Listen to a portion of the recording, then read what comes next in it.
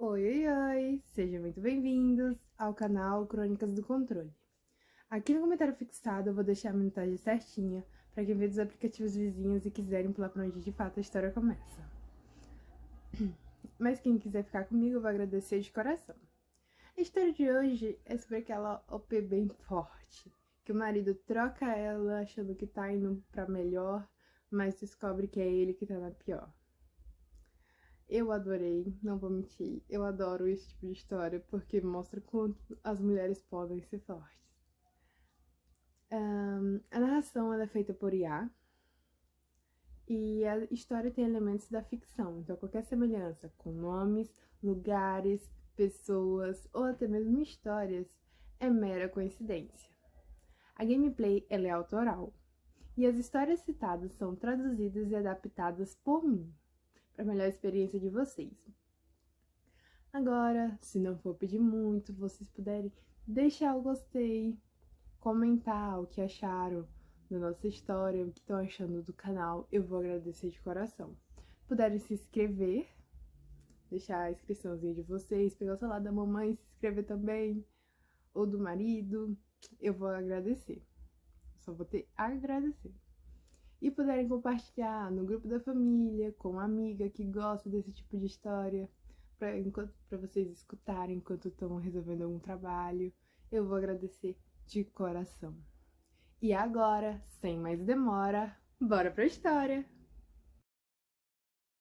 Meu marido me fez acreditar que eu não conseguiria sozinha, até me trair e me forçar a reconstruir tudo do zero.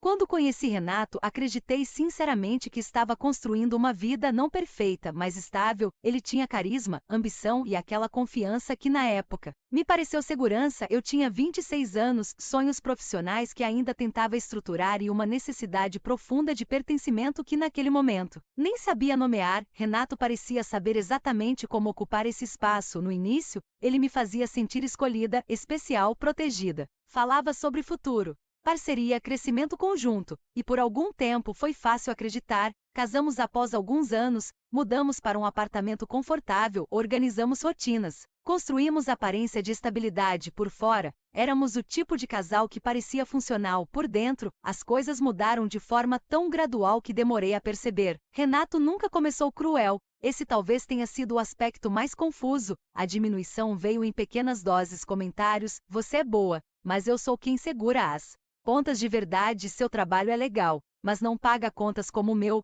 Você devia agradecer por não precisar carregar tanta responsabilidade. Na época, eu fazia trabalhos menores, freelas esporádicos, tentando consolidar carreira. Minha renda era inconsistente, e Renato usava isso como argumento constante, sempre em tom de realismo, nunca exatamente gritando, nunca tão explícito a ponto de parecer abuso, mas repetitivo o suficiente para moldar minha percepção. Aos poucos, passei a duvidar da minha capacidade real. Talvez ele tivesse razão. Talvez eu realmente não fosse preparada para a independência financeira. Talvez minha contribuição fosse menor. Esse é o perigo da desvalorização constante. Ela não precisa destruir você de uma vez. Basta convencer, aos poucos, de que você vale menos. Comecei a me adaptar, reduzi ambições, aceitei depender mais, priorizei casa, priorizei rotina dele, priorizei estabilidade conjugal acima de identidade própria. Sem perceber, fui me tornando menor dentro da minha própria vida. Minhas amizades notavam, principalmente Bianca. Você anda apagada,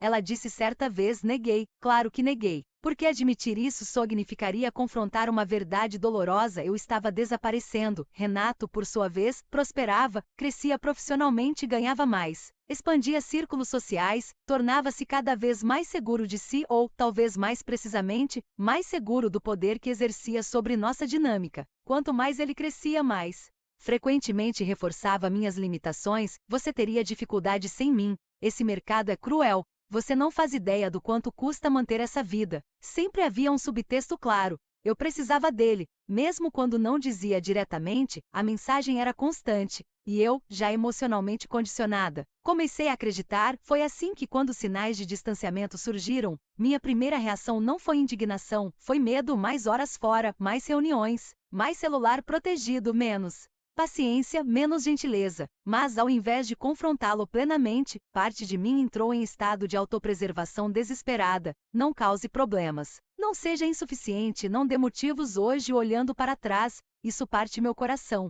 porque eu estava tentando desesperadamente preservar um casamento enquanto ele, silenciosamente, já começava a me tratar como alguém substituível. No primeiro capítulo, eu ainda não sabia sobre a amante, ainda não conhecia toda a extensão da humilhação que estava por vir, mas já vivi algo profundamente destrutivo, a erosão lenta de uma mulher ensinada, dia após dia, a acreditar que não conseguiria existir plenamente sem o homem que mais contribuía para diminuí-la.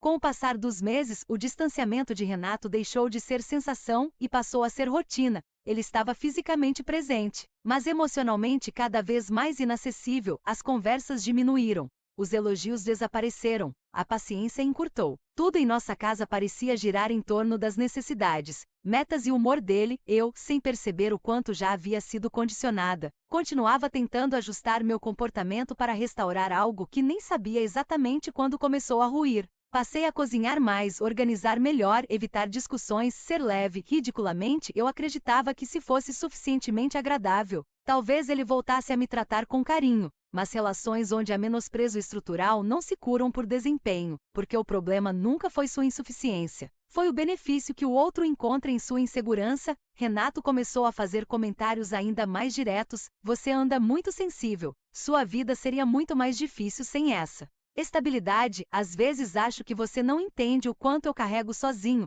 Essas frases me corroíam, porque embora eu soubesse que contribuía, a constância com que ele reforçava minha suposta dependência começou a moldar meu senso de realidade. Passei a sentir culpa por precisar, culpa por não ganhar tanto, culpa por querer mais. Ao mesmo tempo, me afastava cada vez mais de quem eu era antes dele. Minhas tentativas profissionais diminuíram, minha confiança encolheu, minha autonomia parecia conceito distante. Bianca insistia para que eu retomasse projetos, buscasse mais independência. Você precisa ter algo seu, ela dizia, mas, naquele momento, isso parecia quase impossível, não apenas financeiramente, psicologicamente, porque quando alguém passa anos ouvindo, de formas sutis ou explícitas, que não conseguirá sozinha, a independência deixa de parecer plano e passa a parecer risco assustador. Foi nesse contexto que começaram os sinais mais concretos: perfume estranho, mudanças repentinas de rotina, celular virado para baixo, viagens curtas, sorrisos discretos para mensagens. Meu estômago começou a afundar com frequência crescente. Mas minha mente, já tão fragilizada, buscava racionalizações. Estresse, trabalho, fase ruim.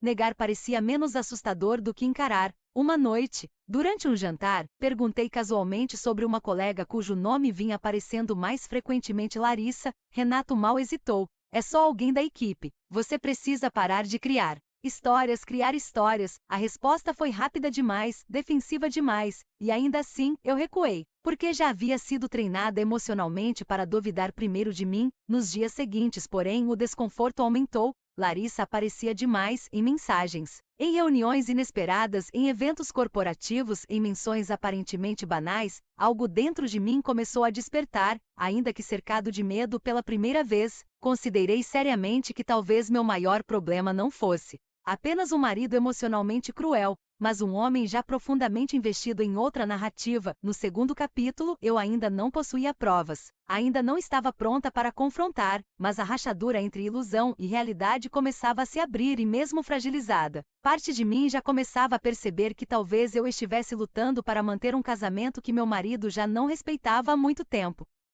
Depois que o nome de Larissa começou a surgir com frequência, minha paz desapareceu quase por completo, não porque eu tivesse confirmação, mas porque a dúvida constante corrói de maneira silenciosa e brutal. Passei a observar mais horários, mudanças de comportamento, pequenas incoerências e, quanto mais observava, mais difícil ficava ignorar o óbvio. Renato estava emocionalmente em outro lugar. Ele passou a se arrumar mais para reuniões simples, respondia mensagens com expressões que não via, mas quando falava comigo, protegia o celular de forma quase automática, demonstrava impaciência crescente sempre que eu buscava proximidade. Eu sentia, mesmo sem provas. Eu sentia, mas há algo profundamente doloroso em perceber uma possível traição quando sua autoestima já foi tão desgastada, porque, ao invés de reagir imediatamente com indignação, você muitas vezes reage com comparação. Comecei a me perguntar: ela é mais bonita, mais interessante, mais bem-sucedida, menos cansativa essa. Espiral emocional foi devastadora. Enquanto Renato ampliava sua distância, eu me tornava cada vez mais insegura, passei a me analisar cruelmente meu corpo, minha carreira interrompida, minha dependência, minha rotina previsível. Hoje sei que essa lógica é injusta, mas mulheres menosprezadas por anos frequentemente internalizam culpa antes mesmo da confirmação. Uma tarde, ao organizar documentos, encontrei por acaso um recibo de restaurante, um lugar caro, sofisticado, onde certamente não estivemos juntos. Data uma noite em que ele alegou reunião tardia. Meu coração despencou. Ainda assim, quando confrontei, ele respondeu sem hesitar: jantar corporativo. Simples, seguro. Irritado por ser questionado: você está paranoica, paranoica. Essa palavra me perseguiu por dias. Porque gaslighting funciona exatamente assim, faz você questionar se sua dor tem fundamento ou se você está destruindo a própria estabilidade por insegurança. Mas algo dentro de mim, ainda frágil, já não silenciava. Completamente, Bianca foi novamente essencial.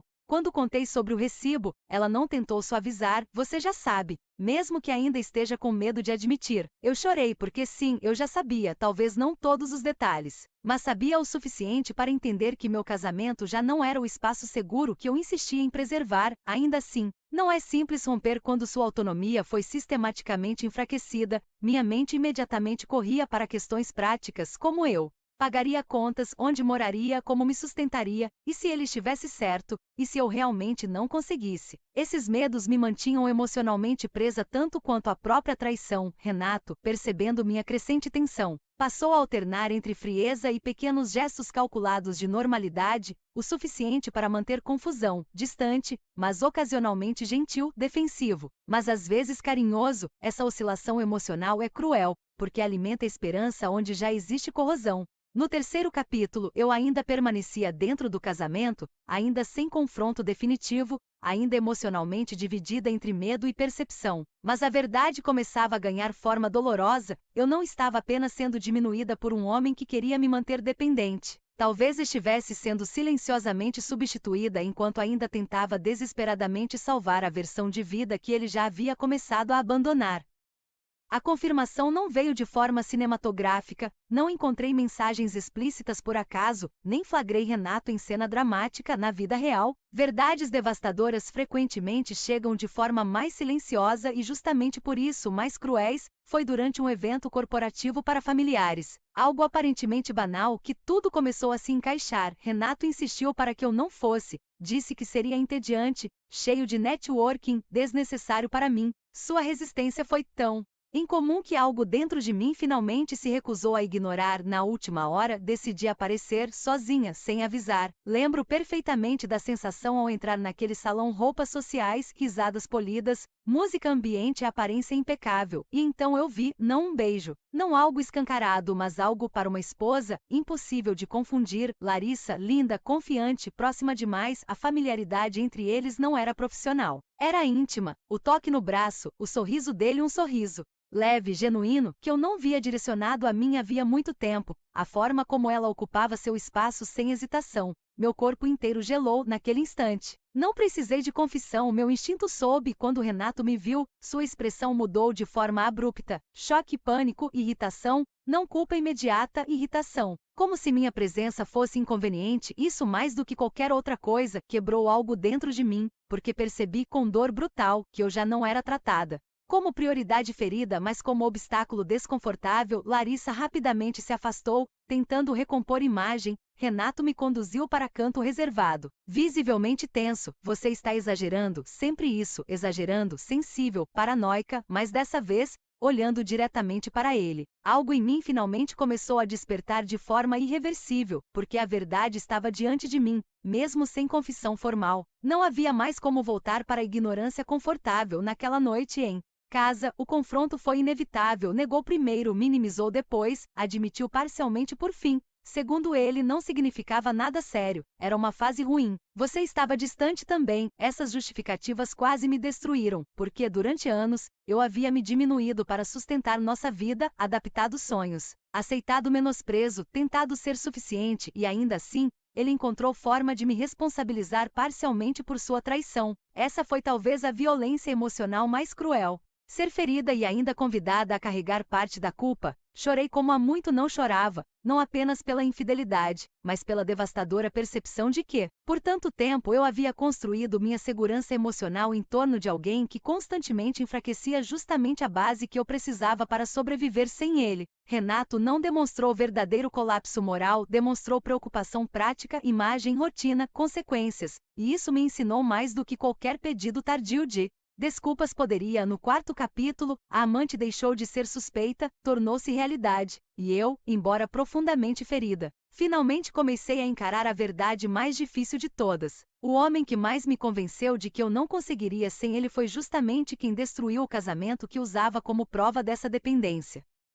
Depois da descoberta, minha vida entrou em um estado estranho de suspensão, nada desabou de uma vez, e talvez isso tenha sido ainda mais doloroso porque, na prática, eu precisava continuar acordando, fazendo café, pagando contas, respirando e existindo enquanto meu casamento apodrecia diante de mim. Renato não saiu imediatamente. Também não encerrou tudo de forma limpa. Como muitos homens que vivem entre conforto doméstico e validação externa, ele tentou manter controle sobre ambos os mundos. Enquanto avaliava consequências, isso foi humilhante de formas difíceis de explicar, porque eu já sabia da traição, ele sabia que eu sabia, e ainda assim, havia uma espécie de negociação emocional silenciosa acontecendo, pedidos vazios de paciência, promessas confusas, frases como: estou tentando entender minha cabeça, não quero destruir tudo, você precisa ser racional, racional. Enquanto minha autoestima sangrava, minha estabilidade ruía e anos de menosprezo finalmente se revelavam com clareza brutal. Renato queria tempo, mas tempo, naquele contexto, significava manutenção de poder.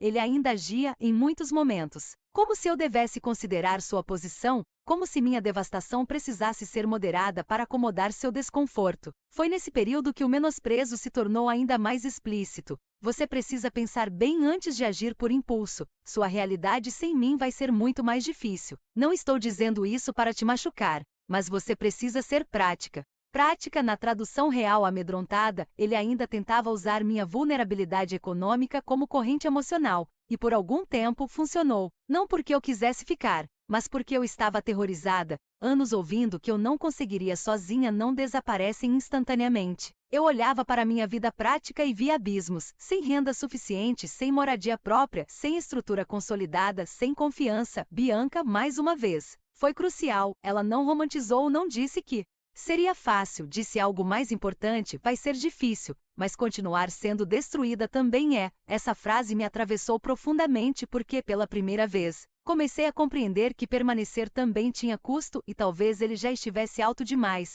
Passei então a observar Renato com nova clareza. Seu arrependimento parecia menos centrado em minha dor e mais na possibilidade de perder estabilidade doméstica, imagem social e conveniência. Larissa soube depois. Seguia presente, talvez.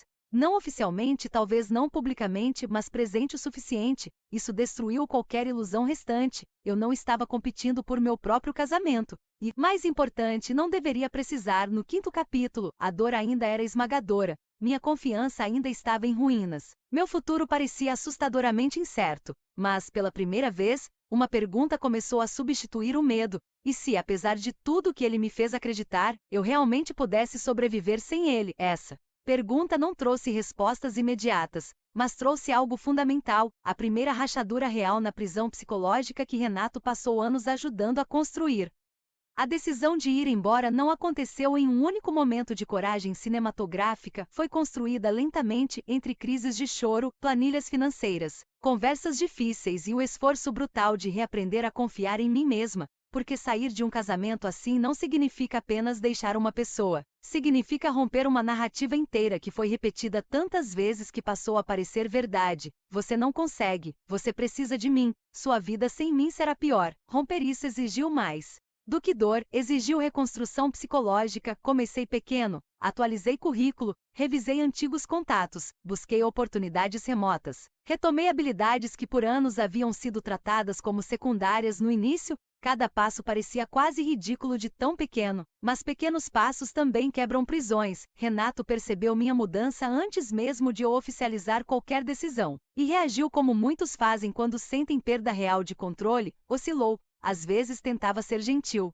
Outras mais cruel: você está sendo precipitada, não sabe como o mercado está difícil, não quero te ver quebrando a cara. Esse tipo de discurso, disfarçado de preocupação, era apenas continuação da mesma lógica: desencorajar independência. Mas pela primeira vez, mesmo com medo, eu já conseguia enxergar isso com mais clareza. Bianca me ajudou a procurar apartamentos modestos, nada glamouroso, nada parecido com o padrão de vida que eu havia me acostumado a sustentar ao lado de Renato, mas, honestamente, quando visitei um pequeno apartamento de 2 cômodos, com aluguel acessível, cozinha simples e um segundo espaço que poderia virar escritório, senti algo inesperado: esperança, não porque fosse perfeito, mas porque era possível. Mesmo simples, aquele lugar representava algo que eu não sentia havia anos. Autonomia. Chorei depois da visita, não por tristeza apenas, mas pelo impacto emocional de perceber que talvez reconstrução não precisasse começar grandiosa, só precisava começar. Consegui uma vaga modesta com salário razoável em trabalho híbrido. Não era emprego dos sonhos, nem posição luxuosa, mas era digno, real, sustentável.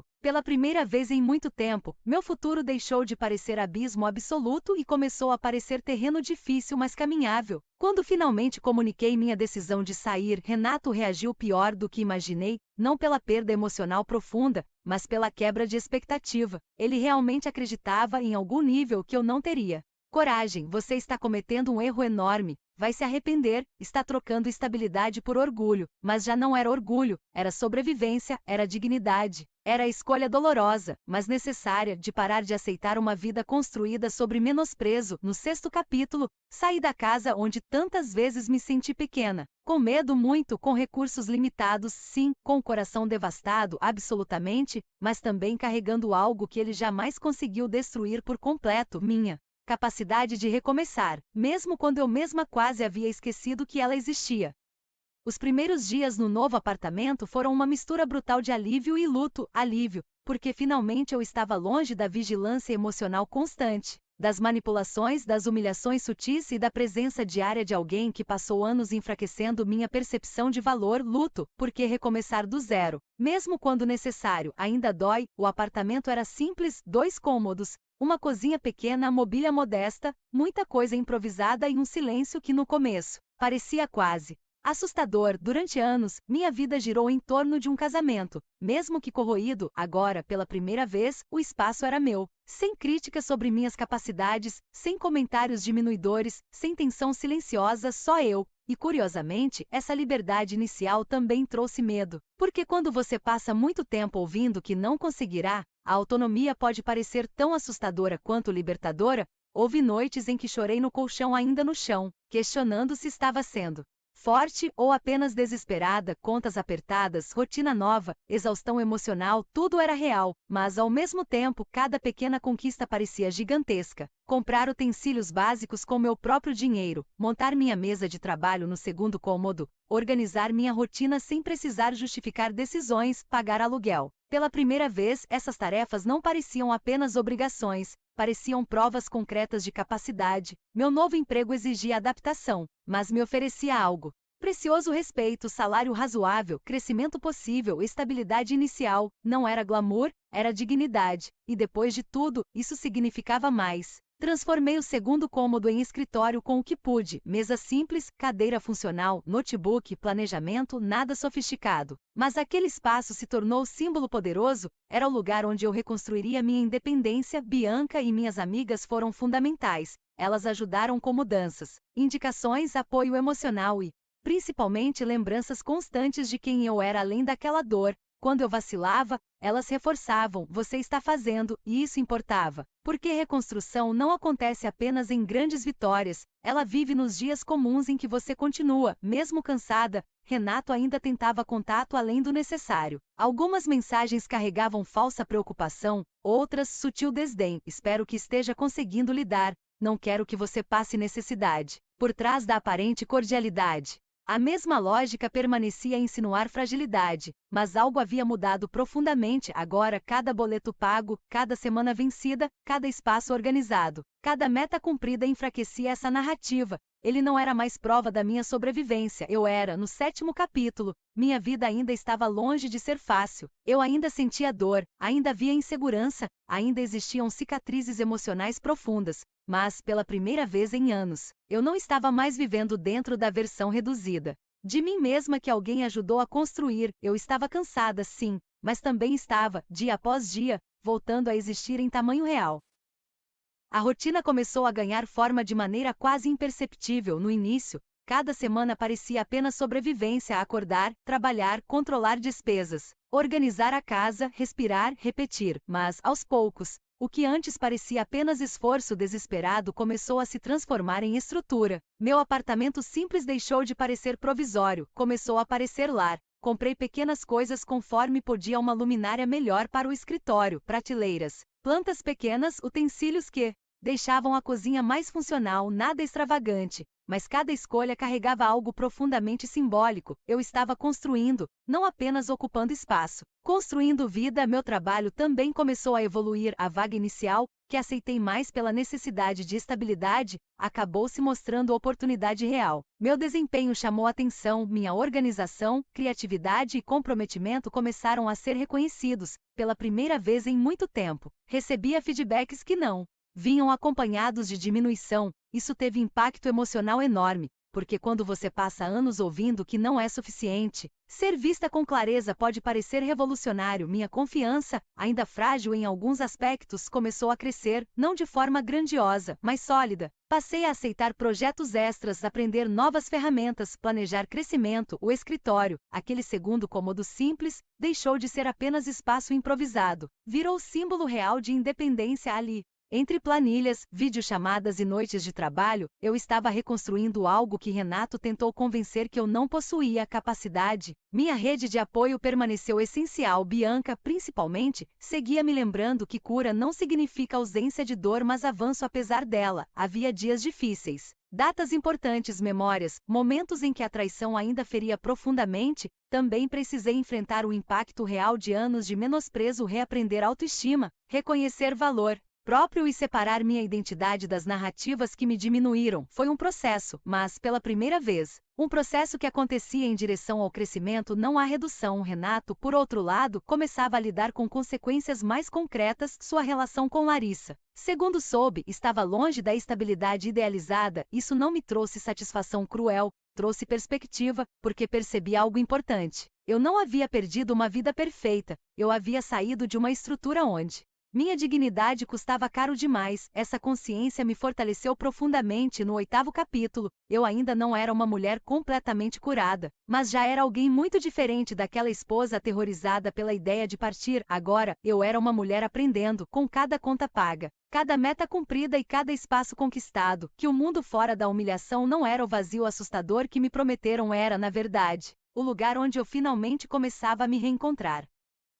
Conforme os meses avançavam, minha vida deixou de parecer apenas uma sequência de esforços para não afundar. Pela primeira vez, comecei a sentir algo que durante muito tempo pareceu distante: estabilidade. Ainda havia contas, responsabilidades, dias emocionalmente difíceis, mas já não existia aquela sensação constante de colapso iminente. Eu conseguia respirar, meu trabalho evoluiu de forma consistente, projetos maiores surgiram, minha liderança passou a ser notada, minha renda, embora ainda modesta comparada ao padrão antigo, tornou-se mais confortável. O mais importante era minha. Essa diferença mudou profundamente minha percepção de valor, porque independência financeira não era mais conceito abstrato, era prática diária: aluguel pago, mercado comprado, internet funcionando, espaço mantido. Cada aspecto da minha vida agora existia não por concessão de alguém, mas por minha própria capacidade. Isso curou partes minhas que eu nem sabia o quanto estavam feridas. Também comecei a me reconectar com versões de mim mesma que haviam desaparecido durante o casamento.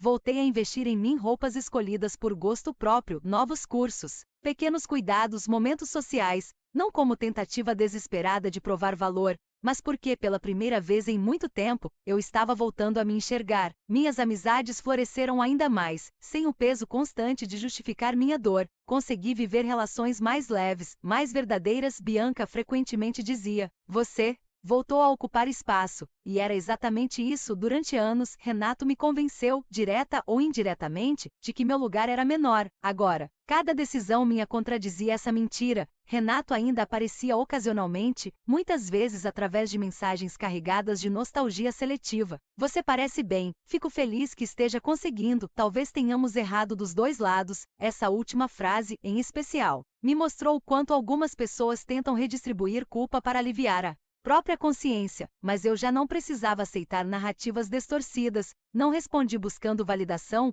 não entrei em revisões emocionais porque, finalmente, entendi, meu fechamento não dependia da compreensão plena dele, dependia da minha, e eu compreendia perfeitamente, também ouvi por conhecidos, que sua relação com Larissa não tinha o brilho prometido. Novamente, isso não me trouxe euforia, apenas reforçou uma verdade simples. Relações construídas sobre desrespeito raramente oferecem paz genuína. No 9º capítulo, minha vida já não era definida pelo abandono, pela traição ou pela humilhação inicial. Eu ainda carregava cicatrizes, mas também carregava algo muito maior, prova concreta de que mesmo depois de anos sendo convencida de que eu não conseguiria, eu estava não apenas sobrevivendo sozinha, eu estava pela primeira vez construindo uma vida que realmente me pertencia. Quando percebi que já não organizava minha vida em torno da dor, soube que algo profundo havia mudado. A traição ainda fazia parte da minha história, o casamento ainda deixou marcas, o menosprezo ainda exigia cura contínua, mas já não era o centro. Isso, mais do que qualquer conquista externa, foi uma das maiores provas da minha reconstrução. Minha rotina agora tinha consistência, meu apartamento estava mais estruturado, o escritório funcionava plenamente, meu trabalho havia se tornado parte real de um futuro em expansão, não apenas ferramenta de sobrevivência. Consegui inclusive pequenas melhorias: mobília melhor, reserva financeira inicial, mais estabilidade. Nada cinematográfico, mas profundamente real, e depois de tudo, real parecia muito mais valioso que fantasia. Profissionalmente, recebi novas responsabilidades, projetos mais relevantes e perspectivas concretas de crescimento. Pela primeira vez, meu talento era visto sem ser diminuído por alguém cuja segurança dependia da minha insegurança. Essa diferença impactou profundamente minha autoestima, porque eu não estava apenas me sustentando, eu estava prosperando dentro das minhas possibilidades. Também comecei a perceber mudanças emocionais sutis, mas poderosas. Já não comparava minha vida à antiga aparência de estabilidade conjugal, já não romantizava o casamento destruído, já não via minha saída como fracasso, via como sobrevivência estratégica, e isso alterou completamente a forma como eu me enxergava. Passei a sair mais, reencontrei prazer em pequenas coisas: cafés, amizades, cursos, momentos de silêncio que agora não machucavam. Não havia urgência para novos relacionamentos. E essa ausência de urgência, na verdade, era cura, porque durante anos, parte de mim foi condicionada a acreditar que segurança vinha da parceria, mesmo que tóxica. Agora eu sabia, segurança real começa dentro. Renato tentou, em alguns momentos, aproximações mais emocionais, talvez arrependimento, talvez nostalgia, talvez apenas desconforto diante da perda concreta de alguém que ele acreditava permanentemente dependente, mas já não importava da mesma forma. Eu não precisava mais provar que poderia viver sem ele, eu já estava vivendo. Essa realidade falava por si. Bianca, vendo minha evolução, disse algo que nunca esqueci: ele te fez acreditar que sair destruiria sua vida, mas foi sair que permitiu que ela começasse. E era exatamente isso. No 10º capítulo, eu não era mais apenas uma mulher reconstruindo, eu já começava de forma sólida a ser uma mulher expandindo. Ainda havia passado, ainda havia cicatrizes, mas agora também havia algo que por muito tempo pareceu impossível, um futuro que não dependia de sobreviver à diminuição, mas de continuar crescendo, inteira, em direção a mim mesma. Em algum momento, sem que eu percebesse exatamente quando, minha vida deixou de parecer reconstrução emergencial e começou a se parecer apenas vida. Essa mudança foi silenciosa, mas poderosa. Já não havia mais a sensação constante de estar remendando destroços, as contas eram pagas, meu trabalho seguia crescendo. Meu apartamento, antes símbolo de sobrevivência, tornou-se extensão real da mulher que eu estava me tornando. O escritório no 2º cômodo, que começou com uma mesa simples e medo, agora representava algo muito maior, autonomia consolidada. Ali eu não apenas pagava boletos, eu construía futuro. Meu crescimento profissional continuou, de forma realista, consistente e profundamente satisfatória. Novos projetos, melhor remuneração, mais confiança. Não era riqueza repentina nem fantasia, mas era algo muito mais transformador. Segurança construída por mim, isso curou feridas antigas relacionadas à dependência de maneiras que palavras dificilmente alcançam. Porque quando você passa anos sendo levada a acreditar que não sobreviveria sozinha, cada prova prática de autonomia reescreve sua identidade. Também voltei a sonhar de formas maiores, cursos mais robustos, possibilidade de crescimento mais amplo, talvez um imóvel melhor no futuro, talvez expandir minha área. Sonhar novamente foi marco emocional profundo, porque mulheres emocionalmente destruídas muitas vezes passam longos períodos apenas tentando sobreviver. Quando voltamos a planejar, algo essencial revive. Minhas relações também mudaram, passei a escolher melhor, amizades mais saudáveis, limites mais claros, menos tolerância ao desrespeito. Eu já não confundi amor com sacrifício unilateral, nem estabilidade com submissão. Essa clareza talvez tenha sido uma das maiores heranças daquela dor, Renato. A essa altura já fazia parte de um passado emocionalmente encerrado, não porque tudo foi apagado, mas porque deixou de ocupar espaço central, seu impacto existiu, sua traição feriu, seu menosprezo deixou marcas, mas ele já não definia mais minha narrativa, e isso foi libertador. Soube, ocasionalmente, que sua vida não seguiu exatamente como idealizou, mas, honestamente, isso deixou de importar profundamente porque minha maior vitória nunca foi assistir sua perda, foi recuperar minha própria vida. No 11º capítulo eu já não era a mulher assustada, financeiramente insegura, emocionalmente reduzida, tentando desesperadamente preservar um casamento que a destruía. Eu era alguém que atravessou humilhação, abandono, dependência psicológica e recomeço prático e construiu algo real do outro lado, ainda imperfeita, ainda humana, ainda em crescimento, mas inteira, e talvez essa seja uma das formas mais poderosas de vitória, quando alguém tenta convencê-la de que sem ele você desapareceria, e você, passo a passo, prova que foi justamente sem ele que finalmente começou a existir de verdade. Hoje, quando olho para trás, quase não reconheço completamente a mulher que fui no início daquela história, não porque eu rejeite sua dor, mas porque agora consigo enxergá-la com uma clareza que na época eu não tinha. Vejo uma mulher que amava, que tentava, que se diminuía para preservar algo que acreditava ser segurança, que suportava comentários corrosivos, menosprezo constante e abandono emocional, porque havia sido lentamente convencida de que aquilo ainda era melhor do que enfrentar o mundo sozinha, e essa talvez tenha sido a parte mais cruel de tudo. Não foi apenas a traição. Foi o processo silencioso de fazer alguém acreditar que sua sobrevivência depende justamente de quem a destrói. Renato me traiu, sim, mas, antes disso, ele ajudou a corroer minha percepção de capacidade, e sobreviver a essa reconstrução exigiu mais do que simplesmente sair de um casamento. Exigiu reaprender quem eu era sem a narrativa dele. Hoje, minha vida não parece perfeita, e honestamente isso torna ainda mais valiosa. Meu apartamento continua simples, mas é meu. Meu escritório segue sendo um dos maiores símbolos da minha trajetória, porque foi ali, entre medo, boletos e coragem, que reconstruí minha independência. Meu trabalho continua crescendo, minha renda é estável, meus planos são maiores, minha autoestima, embora construída com cicatrizes, é infinitamente mais sólida. Tenho amizades verdadeiras, tenho limites, tenho voz, e principalmente tenho paz. Essa paz não veio da ausência de dor, veio da certeza de que nunca mais permitirei que amor seja confundido com diminuição. Aprendi, da forma mais difícil, que estabilidade sem respeito é apenas uma prisão confortável. Aprendi que dependência emocional pode ser construída lentamente, mas também pode ser desfeita passo a passo. Aprendi que recomeços raramente são glamourosos, mas podem ser profundamente transformadores. Também compreendi algo essencial. Minha maior vitória nunca foi o fracasso de Renato, nem o desgaste de sua relação com a amante, nem qualquer forma de revanche emocional. Minha maior vitória foi ter recuperado a mim mesma, foi provar para mim que eu podia, que eu conseguiria trabalhar, pagar minhas contas, construir meu espaço, fazer escolhas e existir plenamente sem permanecer reduzida para sustentar o ego de alguém. Se um novo amor surgir algum dia, que seja soma, nunca salvação, porque hoje sei com uma convicção que ninguém mais pode arrancar. Eu não preciso ser diminuída para ser amada, não.